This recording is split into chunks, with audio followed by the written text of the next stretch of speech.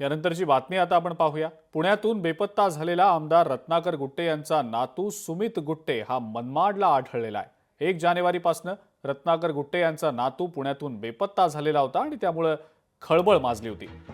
रविवारी सकाळी सुमित गुट्टे मनमाड रेल्वे स्टेशनवरून बाहेर पडला। त्यानंतर तो रिक्षात बसला आणि मला पोलीस स्टेशनला सोडा असं त्याने रिक्षावाल्याला सांगितल्याची माहिती मिळते आहे।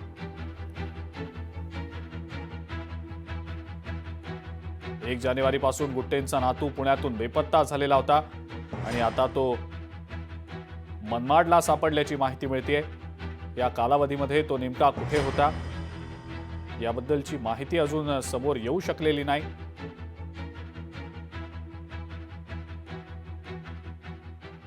जो युवक आहे तो आपल्याकडे आलेला आहे, तर मी त्यांना अश्युरन्स केलं की त्याची व्यवस्थित काळजी घेतली जाईल, काय अडचण नाही।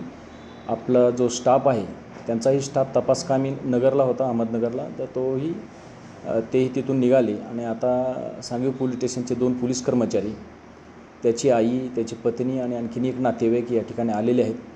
तो सुस्थितीत आहे आणि त्याचं आम्ही आताही मेडिकल करून त्यानंतर त्यांच्या ताब्यात देऊन त्याला रवाना करत आहोत। सांगवी पोलीस स्टेशनच्या पोलीस कर्मचाऱ्यांच्या आणि त्याच्या आईच्या आणि पत्नीच्या ही एकत्रितपणे ते सांगवीला पुण्याला जाणार आहे। लोकशाही मराठी ऐका, पहा, जागरूक रहा।